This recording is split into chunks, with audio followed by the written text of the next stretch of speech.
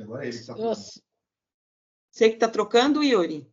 Isso, pode falar que eu vou passando. Pode passar o primeiro. Ó, aqui eu trouxe umas dicas do que a gente olhar no rótulo, tá? Você vai pegar um alimento e vai procurar no rótulo o que é importante para nós, consumidores, tá? Pode mudar. Alguns pontos chaves. Ó, aqui eu coloquei a lista de ingredientes, que ela tem que estar em ordem decrescente de quantidade, ou seja, eles têm que estar em primeiro lugar, aqui no caso dessa informação nutricional aqui que eu estou mostrando para vocês, o ingrediente primeiro que vem é a aveia em flocos. Então, ela tem que estar em maior quantidade, tá? Para ser o melhor, o que vem em primeiro. Você compra um produto integral e muitas vezes a farinha integral está lá embaixo, está lá no final dos ingredientes. Então, quer dizer, esse produto realmente não é integral. Para ele ser integral, ele tem que estar aqui, ó, no primeiro, como nesse rótulo aparece aveia em flocos. Aí depois vem amêndoas, macadâmia e assim sucessivamente, tá? As informações nutricionais, que são essas daqui, ó, esses nutrientes aqui, a gente tem que ficar atento no conteúdo delas. Que nem aqui está dizendo que cada porção de 40 gramas tem 15 gramas de carboidrato, açúcares totais adicionados. Tá vendo? Ó, a gente tem que ficar atento a isso para comparar. Pode me passar a próxima, Yuri, por favor. Ô, Dirce, qual que é o correto aí? Porque para mim, não sei qual que é o correto. Tem 3,6, 7,3. Não, aqui é o que o produto está te informando, tá? O que você vai ver? Eu vou chegar nessa parte que é importante para nós aqui, na percentual de valor diário. Aqui, esse valor diário que muita gente não sabe o que é, ele diz aqui para nós se ele é bom ou ruim. Então, quanto menor que 5% no alimento, ele é bom, tá? Acima de 20% nesse alimento, ele é ruim. Então, quando a gente olha essas gramas aqui, a gente não entende, o leigo realmente não entende, tá? Mas para ficar claro para nós, consumidores, esse percentual aqui de valor diário é importante. Você vê que aqui, por exemplo, açúcares, ele está acima de 5%. Esses açúcares adicionados, eu vou explicar um pouquinho mais para frente nos slides que eu montei. Tanto o açúcar adicionado, como essas gorduras totais, coloquei explicando nos outros slides, para a gente poder entender um pouquinho essas informações nutricionais, tá bom? Então, aqui, quando você for olhar o rótulo, sempre fica atento aqui, ó.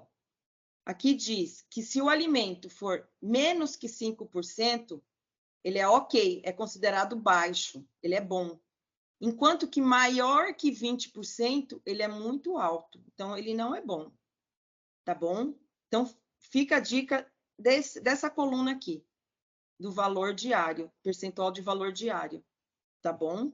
Porque essa parte aqui de 15 gramas de carboidrato, 3,6 de açúcares totais, isso, para eu que vou te fazer um plano alimentar, isso para mim é importante, porque no seu plano alimentar você pode, vamos supor, ingerir até 300 gramas de carboidrato. Mas esses 300 gramas que você vai ingerir, por exemplo, que eu coloquei lá no seu plano alimentar, é durante o dia todo. Aqui ele está te dando numa porçãozinha de 40 gramas. Então, você vai ter ali 15 de carboidrato, tá bom? Mas fica atento aqui. Pode passar a próxima, ô Yuri, por favor. Aqui as gorduras saturadas e trans. A gente vê que nesse rótulo aqui tem as gorduras saturadas, 4,8 em 40 gramas. Olha que valor diário altíssimo, 24. Então, não é bom, tá? E essa gordura saturada e essa gordura trans, a gente tem que limitar a ingestão delas e evitar a trans, assim que possível, tá? E optar por alimentos por alimentos com baixas quantidades de gordura saturada. E tem os açúcares adicionados. Volta lá, por favor. Tá vendo aqui? Ó, eles não colocam quais açúcares totais. Então, nesses açúcares adicionados, tem vários, que em outros slides eu vou mostrar para vocês como eles podem aparecer nesse rótulo, que são açúcares que não são bons para nós em consumir em alta quantidade, tá? Pode passar o próximo. Os alergênios, também está separadinho aqui na rotulagem. Tá vendo? Contém aveia, amêndoa, a gente tem que ficar sempre atento a isso, caso alguma pessoa tenha problema com, por exemplo, como é que fala? Ao glúten, tá? Alergia ao Alergias. glúten. Isso. Importante também a gente ver a data da validade e a informação de como armazenar aquele produto depois de aberto. Isso é muito importante também, tá? Pode passar para o próximo, o Yuri, por favor. Rotulagem frontal. Sempre ficar atento nisso aqui, ó. Alto teor em açúcar adicionado, gordura saturada. Isso aqui é coisa nova, tá? Isso aqui é a Anvisa, para facilitar a nossa vida de consumidor, saber que realmente tem açúcar adicionado e tem gordura saturada. Porque antigamente não existia isso, então a gente não sabia. Então, o que a Anvisa fez? Para o consumidor ficar atento ao que ele está consumindo. Eu preciso saber o que eu estou comendo. Então, isso, a partir de agora, é uma regra aprovada pela Anvisa, tá? Podemos mudar. Pode mudar. Agora, aqui, eu vou falar um pouquinho daqueles açúcares que eu falei, do açúcar adicionado, que ele vem como açúcar adicionado, que a gente viu agora no rótulo, ou com os seguintes nomes. Pode mudar, Yuri, por favor. Pode passar mais um. Ó, tem só açúcar na lista de ingredientes, que ele é açúcar da cana, e açúcar de beterraba, açúcar mascavo, confeiteiro, entre outros. Como ele pode estar como xarope de milho com alto teor de frutose, que ele pode estar como xarope de milho, xarope de glicose de milho, xarope de frutose de milho ou xarope de milho com alto teor de frutose. O melaço. Ele é um subproduto do processamento de açúcar de cana ou beterraba. Porém, ele pode estar listado como melaço, melado ou açúcar invertido. Vocês sabem o que é açúcar invertido? Alguém sabe? Não? Açúcar invertido, sabe quando você faz aquela calda do pudim? Aquele açúcar? A gente derrete na caneca, na panela. Aquele açúcar é um açúcar invertido. Então, ele também não é bom, tá bom? Em quantidade, tá bom? Quantidade alta. Pode passar, Yuri, por favor. Então, na festa junina, não como maçã do amor, hein? Você pode comer maçã do amor, claro que pode. Não tem problema nenhum, desde que você... Não como uma dúzia, né? Não coma uma dúzia, exatamente. Aqui eu listei o mel, mas o mel, ele é um adoçante natural, mas se ele tiver adicionado em produtos processados, ele já não é mais natural, tá bom? A destrose, conhecida como glicose, também é derivado de um açúcar simples, que misturado com outras, ele acaba sendo um adoçante. A frutose, que também é encontrada nas frutas, também adicionado nos produtos processados, também não é saudável. Xarope de agave é uma planta que parece suculenta. Também é usado como substituto do açúcar. Pode passar, Yuri, por favor. Sacarose, conhecida como açúcar de mesa, que é o adoçante, também ela é composta pela glicose e a frutose e é frequentemente usado como adoçante. O que eu quero dizer é que quando você adiciona esses açúcares num produto processado, ele deixa de ser ele perde as características dele. Não sei se eu fui clara, mas é mais ou menos assim. Então, adicionado a produtos processados, ele muda, tá? Já não é mais tão puro, digamos assim, tá bom? Pode passar para o próximo, ô Yuri, por favor. Que nem, ó, a sucralose, aspartame, eles são adoçantes artificiais, que a gente pode pingar no café e tomar, por exemplo. Mas a partir do momento que eles são adicionados no produto processado, ele perde um pouquinho das características dele, tá bom? Pode passar. Pode passar. Agora a gente vai falar um pouquinho das gorduras. Da diferença entre as gorduras, a saturada, a trans, a monoinsaturada, a poliinsaturada. Pode passar, por favor, Yuri.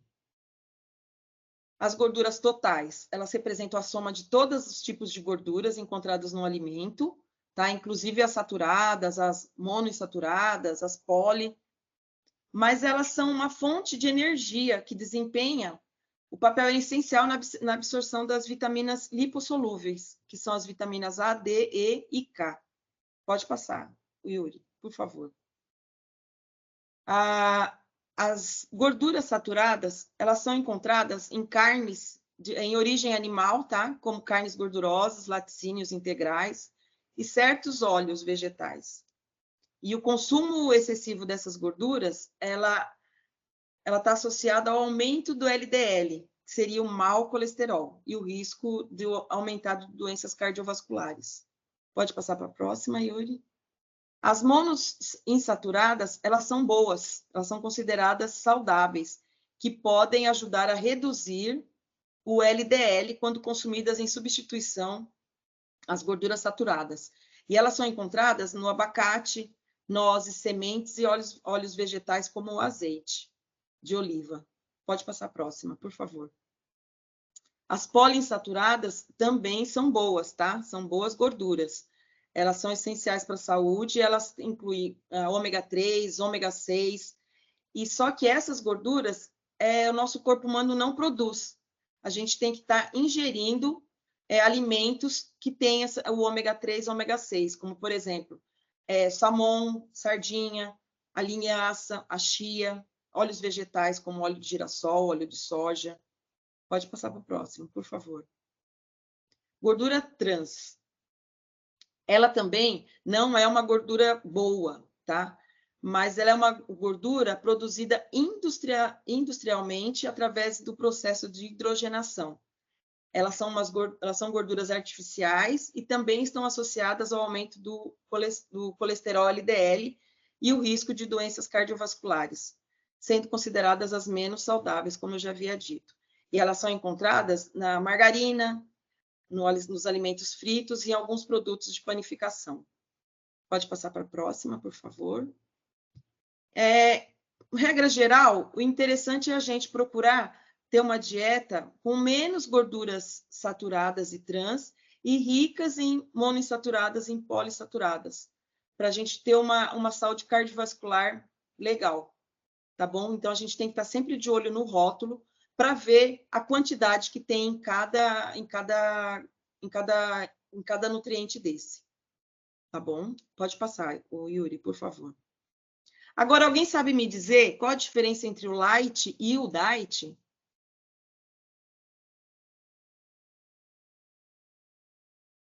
Não? Então, vamos lá. Pode passar, Yuri.